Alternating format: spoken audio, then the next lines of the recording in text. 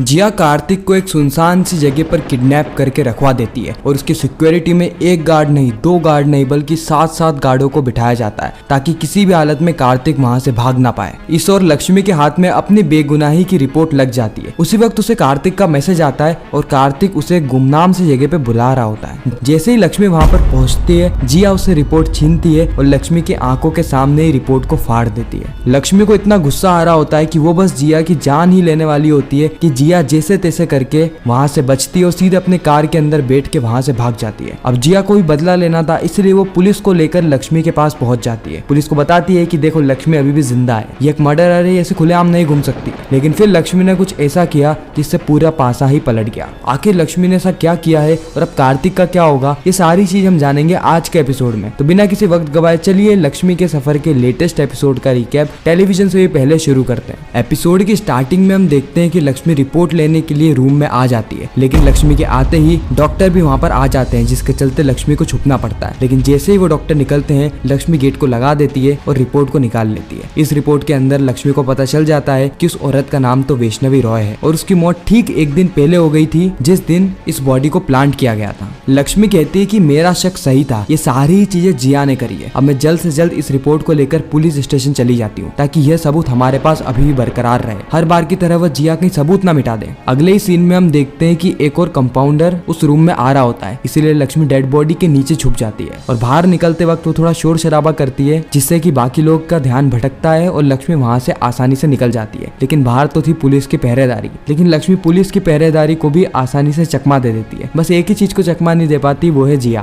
खैर, इसके बाद लक्ष्मी सोचती है कि मैं कार्तिक जी को मैसेज करके बता देती हूँ कि मेरे हाथ में रिपोर्ट लग गई। हालांकि कार्तिक जी को तो अभी इस समय आ जाना चाहिए था, पता नहीं वो कहाँ रह गए, इतने इंपॉर्टेंट काम को वह भूल कैसे सकते हैं। उसके बाद लक्ष्मी कार्तिक को मैसेज करती है, जहाँ पे कार्तिक लक्ष्मी को वापस से मैसेज करके कहता है कि लक्ष्मी तुम इस सड़क पे आ जाओ और अकेली आना, किसी को लेकर मत आना, मैं तुम्हें यहाँ पर अकेला मिलूंगा क्योंकि जिया मेरे आसपास ही भटक रही है और इसी के चलते मैं हॉस्पिटल भी नहीं आ पाया, क्योंकि अगर मैं वहाँ पर आता तो जिया को शक हो जाता और हमें सारी चीजें बहुत सफाई से करनी है। लक्ष्मी इन बातों से कन्विंस हो जाती है और फिर लक्ष्मी अपना चेहरा ढक के ऑटो में बैठ के निकल पड़ती है उस गुमनाम रास्ते की तरफ। उस गुमनाम रास्ते में कार्तिक की गाड़ी खड़ी होती है। लक्ष्मी उस गाड़ी के पास में देखती है कि वहाँ पर कार्तिक भी खड़ा है, इसलिए लक्ष्मी दौड़ के जाती है और उसे गले लगा लेती है। बाद में लक्ष्मी को पता चलता है कि यह कार्तिक नहीं बल्कि जिया है। लक्ष्मी जिया को देखकर शॉक हो जाती है। जिया कहती है कि तुम डर क्यों रही हो, तुम्हें ऐसा लगा ना कि मुझे नहीं पता कि तुम जिंदा हो, लेकिन शायद तुम भूल गई कि मैं हमेशा 10 कदम तुमसे आगे रहती हूँ। अगर तुम आज यहाँ पर हो ना तो मैं 10 कदम तुमसे आगे हूँ। और ये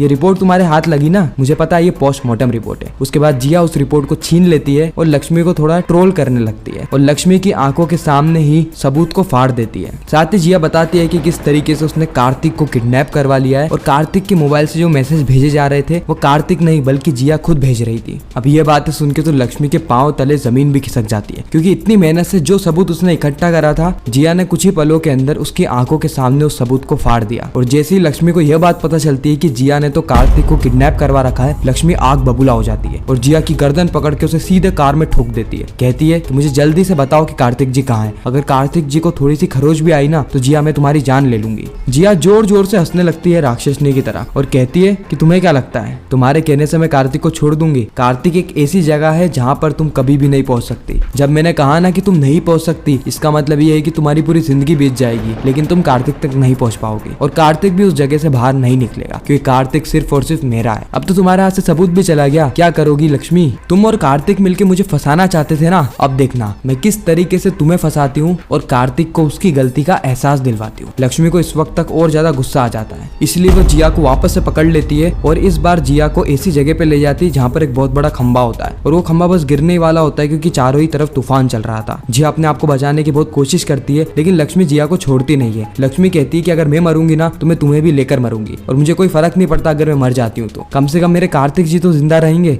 लेकिन अगर तुम जिंदा रह गई तो तुम मेरे कार्तिक जी को छोड़ोगी नहीं। उसी वक्त जिया कहती है कि कार्तिक तुम यहाँ, और लक्ष्मी जिया को छोड़ के पीछे मुड़ जाती है। जिया को जिस मौके की तलाश थी वह मौका जिया को मिल जाता है, इसलिए जिया लक्ष्मी को धक्का मारती है और अपनी पूरी ताकत से अपनी कार की ओर भागने लगती है। इस ओर लक्ष्मी भी अपनी जान बचा लेती आती है और सीधे जिया का पीछा करती है। जिया इस वक्त तक अपने कार में बैठ गई थी और वो कार को स्टार्ट करके निकलने लगती है। इस और लक्ष्मी बार बार कार को ठोकती है और कहती है कि जिया तुम ऐसे नहीं जा सकती, जिया तुम ऐसे नहीं जा सकती। लेकिन अब क्या वो रुकने वाली है? नहीं ना। इसीलिए जिया कार लेके वहां से निकल जाती है। लक्ष्मी बेसहारा सुनसान सी गुमनाम सी सड़क पे घूम रही होती है, इस अफसोस के साथ, इस दुख के साथ कि उसने अपना सबूत तो खो ही दिया, साथ ही उसने कार्तिक को भी खो दिया, क्योंकि कार्तिक अब जिया के कब्जे में है। और जिया को यह बात पता लग गई है कि कार्तिक उससे बदला लेना चाहता था। इसीलिए अब जिया कार्तिक के साथ कुछ भी कर सकती है, क्योंकि इस औरत का कोई भरोसा नहीं। ये अपने प्यार को किसी और के हाथ ना लगने के चक्कर में उसे मार भी सकती है। इस और हम जिया को देखते हैं जो कि बहुत ज्यादा खुश होती है, क्योंकि अब वो लक्ष्मी को भी ठिकाने लगाने वाली है, साथ ही कार्तिक को भी ठिकाने लगाने वाली है। अब क्योंकि उसके दिमाग में कार्तिक का नाम आ ही गया है, इसीलिए वो अपने गुंडों को कॉल करके कहती है कि कार्तिक सुरक्षित है ना।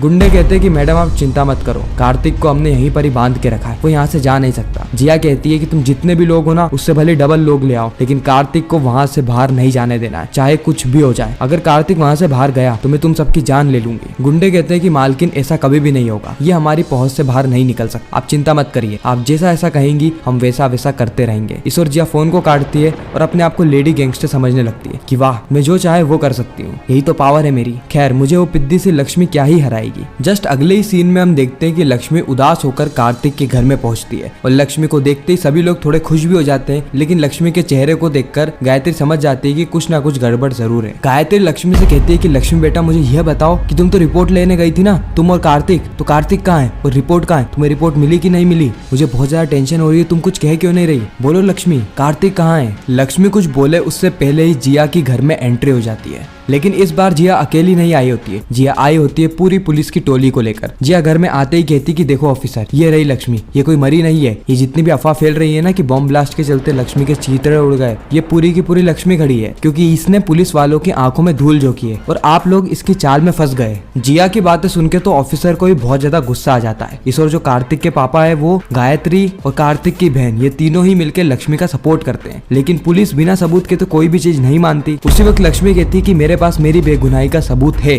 और वो है यह रिपोर्ट। रिपोर्ट को देखकर जिया की आंखें चमक जाती है, जिया के पांव तले जमीन खिसक जाती है। ऑफिसर रिपोर्ट को देखते हैं और कहते हैं कि हाँ, यह रिपोर्ट तो बिल्कुल राधा की ही है और उस लड़की का नाम राधा नहीं बल्कि वैष्णवी रॉय है। सारे सबूत और गवाहों को मद्देनजर रखते हुए लक्ष्मी जी, हम आपको बाइज्जत बरी करते हैं। आपके ऊपर जो भी एलिगेशंस लगे थे, हम वो सारे एलिगेशंस आपके ऊपर से हटा लेते और हम इसकी पूरी कोशिश करेंगे कि जिसने भी ये बॉडी वहाँ पर प्लांट करी है उसको पुलिस अरेस्ट कर ले। लक्ष्मी कहती है कि बॉडी जिया ने ही प्लांट करी है, लेकिन जिया के खिलाफ कोई ठोस सबूत ना होने के चलते पुलिस जिया को अरेस्ट नहीं करती है और पुलिस वहाँ से चली जाती है। अगले ही सीन में हम देखते हैं कि लक्ष्मी जिया से पूछ रही होती है कि कार्तिक जी कहाँ है, कहाँ है कार्तिक जी? जिया कहती है कि कार्तिक ऐसी जगह है जो कि तुम्हारे पहुंच से बहुत ज्यादा दूर है, यानी तुम अपनी जिंदगी में कभी भी अब कार्तिक से नहीं मिल पाओगे, ना ही ये परिवार और ना ही तुम। भूल जाओ कार्तिक को, कार्तिक सिर्फ मेरा है। इतना कहकर जिया वहां से चली जाती है और इसी के साथ ये एपिसोड भी यहीं पर एंड होता है। बाकी आपको यह रिकेप कैसा लगा कमेंट सेक्शन में जरूर बताना, और आप इंडियन टेलीविजन के और कौन कौन से टीवी शोज के रिकेप टेलीविजन से ही पहले देखना चाहते हो वह भी कमेंट करना। मैं मिलता हूँ आप सभी से किसी नेक्स्ट इंटरेस्टिंग वीडियो में, जब तक के लिए